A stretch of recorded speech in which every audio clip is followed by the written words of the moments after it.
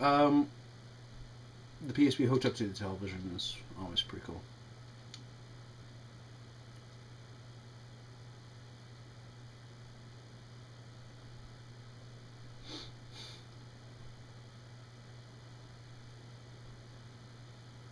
Okay, so this is the competition. This game is G.D.P. Now, G.D.P. is a first/third person rail shooter. It's pretty much a shooter that operates by. That's pretty cool. Now, this is the startup. Now, I'm going to say this, and I'll say this again, even though I'm keeping talking through all this, just in case. This is done through Creative Commons. These games are. These games are open source, Creative Commons. These are just for free, as it says there on the bottom. It's Creative Commons, so it's not for profit, and it's redistributable. They're up in the top right-hand corner. There are the Creative Commons icons. So yeah, work in progress. Let's see what the options are. Okay, so use analog. Okay. Invert. Let's turn the music down a bit, just to be careful. Alrighty. Yeah, we're going to save this. And these games all work on the PSP, no matter if the PSP is hacked or not, because these are signed. So yeah, we'll try. What's this work in progress? I have no idea. Alrighty. Anyway, so yeah, this is pretty much your tutorial. I think the guy's actually still wanting to put this game out. These games are all done for a contest, and in 2011, they were what you would call digital keys released for the PSP. A group of code breakers found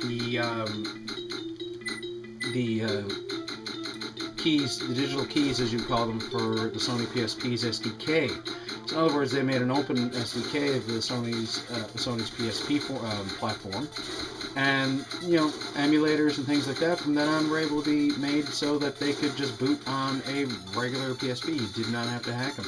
The only thing you would need to really hack the PSP for at that point would be for some apps like IR Shell or Remote Joy, anything that would involve you overclocking the PSP, or a lot of the game ISOs. So I believe, yeah, here we go. You can switch to first person from the third person. Controls are pretty good. You only oh yeah, thumbstick is enabled. You can use the thumbstick or the D-pad. Now, it depends on how you're comfortable with. If you play StarFox, this is a lot like it. I don't know why I keep repeatedly pushing the button when I can just hold down the damn button. Anyway, they're saying blah blah blah, so you need to get to this city. There's a bunch of aliens coming there, so you gotta take the shortcut. It'll be dangerous. Keep your eyes open. You can use first person view pressing triangle. Engine's 120%. To the city through the map. So this is pretty much more going to be an obstacle course, and I like actually the D-pad. It's more responsive. The PSP's thumbstick has a little bit to be desired for some applications. I have to say that between the cell shading and the faster pace, easy control, this could have easily have been a very decent game for the PSP. Ah! Son of a bitch! You could have worked on that though. Ah! Man, I stink on ice. Yeah, not talking as much because I'm concentrating here. But, yeah, it's, shit. It's pretty decent, though. This game controls well. I would, if this was given to me on a UMD, I would have assumed, well, besides the fact that it was given to me on a UMD, that it was a commercially produced game, and not what you'd call bedroom programmer. Now, I'll be linking to in the case of these, just to make sure that I'm giving credit for everything as well, and the fact that, I want more people to try these games. I will link to the games creators. Some of these people have YouTube pages, some of them are bloggers, etc., and I'll be linking to the appropriate sources there. this is one thing that amazes me, that something that started out as just a regular handheld is an open development platform now, pretty much, whether Sony likes it or not. They stopped updating the official firmware about 2 years ago when pretty much they cried uncle for the fact that the firmware didn't even need to be cracked at this point, that people could just, boot official, quote-unquote, official homebrew using official code. Fun little fact, if you own a PS Vita or PS Vita TV, the PSP section of the area can run these games as well, because these homebrew games I'm showing were part of a competition, and they were required to be signed code, which meant that if you come across anything for the PSP as homebrew and it says signed, you don't need to hack your PSP. It'll just work. Now, by that same regards, if your PSP is hacked, it'll run it as well. There's no slowdown. Frame rate's great. I should be filming this at 60 frames a second, but I didn't really bother. Yeah, I'm really liking this. It's smooth. It's fun. Now, it keeps flashing tutorial. I don't know if this guy's done any work with this. This game was released in 2011 for the Genesis contest. The banner that you see in the beginning of the game where it's loading. There's a lot of, even like games like this, third-person shooters, first-person shooters, some offbeat puzzle games. I'm going to be showing one called Time Cube. And, the mechanics of the game and all are great, but the theme of the game and the art of the game really looks like 4chan made the game. Rules 1 and 2, I know. But, yeah, this is a pretty smooth little rig. I'm still going to be doing Let's Plays. I wanted to get about 6 ones of Fallout. I don't want to burn out on Fallout as much as I love it, so I'm going to be interspersing these with Let's Plays of open source games.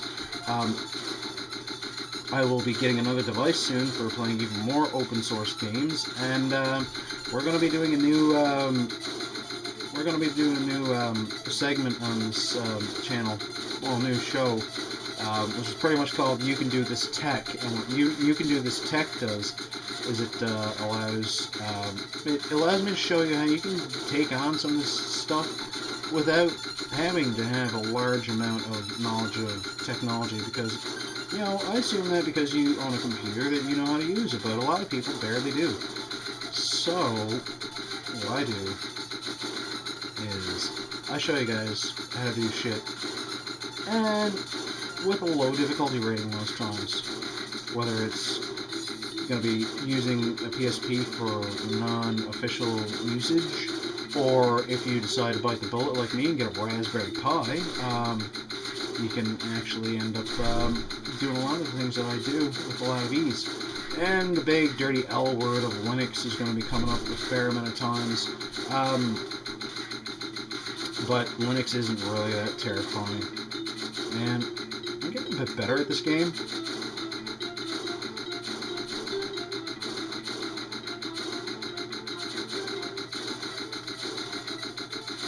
Yeah, so Fallout is still going to be happening this week.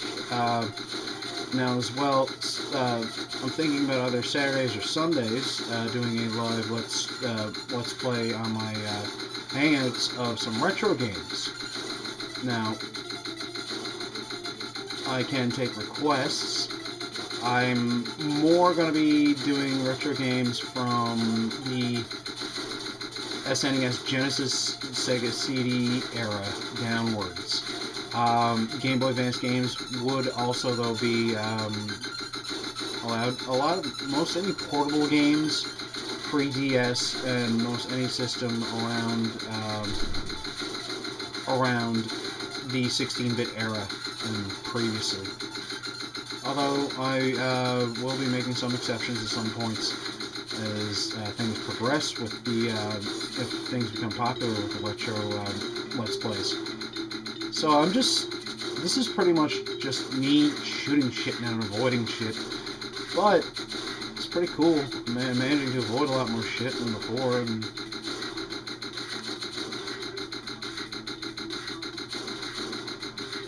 I think something broke though in the game, because I'm I've actually played this a couple of times before, and it said something about, oh, well, you know, blah, blah, blah, so, yeah, we're just going to throw everything that you faced in this game at the one time at you and see how you do. And I lasted for, like, 5 minutes.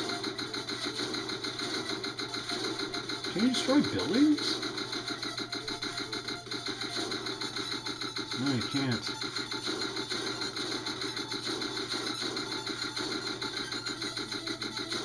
But this is pretty cool. If you're wondering how I'm putting to the PSP, 2000, 3000 have a cord that can be used. You can get different versions depending on how you want it hooked up. I don't know if an video one exists, but you can get composite, you can get component. I'm pretty sure you can get SCART if you're in Europe, and D-terminal. And there's a third-party company that makes an HDMI output. And you actually don't have this boxing on the television that you experience with most PSP homebrew.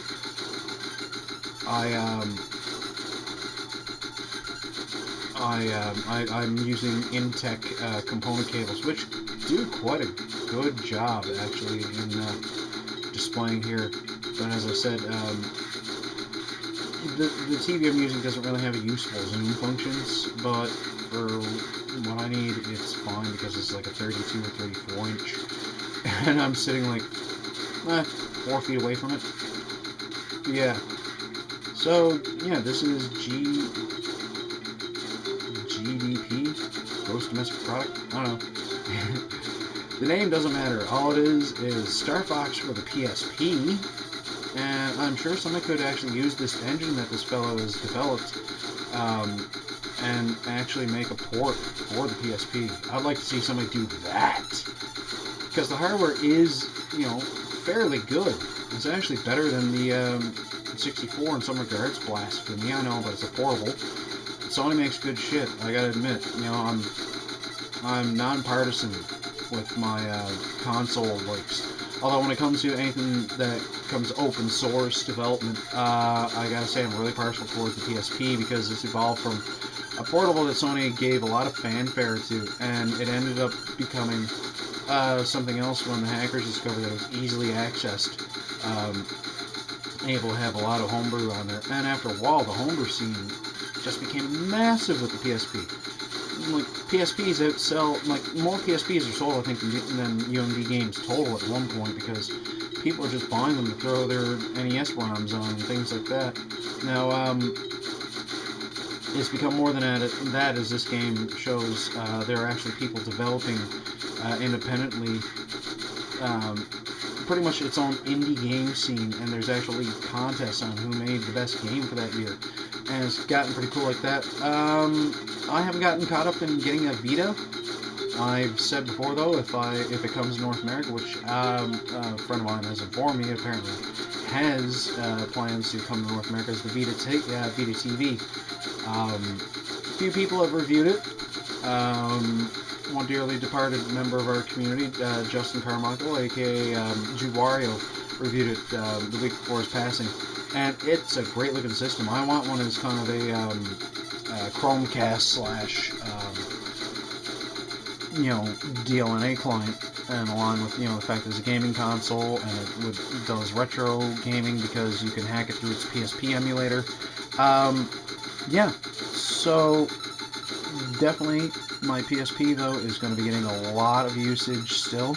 I've had this thing since 2008, and I hacked it pretty much the first week that I got it. And I've been keeping up with the homebrew scene ever since, and I have to say, this bank and leaps in strides. I really like this. So, yeah, this is kind of a Let's Play open source, and a bit of a rant. Now you're just staring at me, seeing how long I can stay alive for. It's pretty cool. It's just the X button I'm pressing, and just got to jam down and all. It's just... I'm just blasting away. Aliens! Anyway.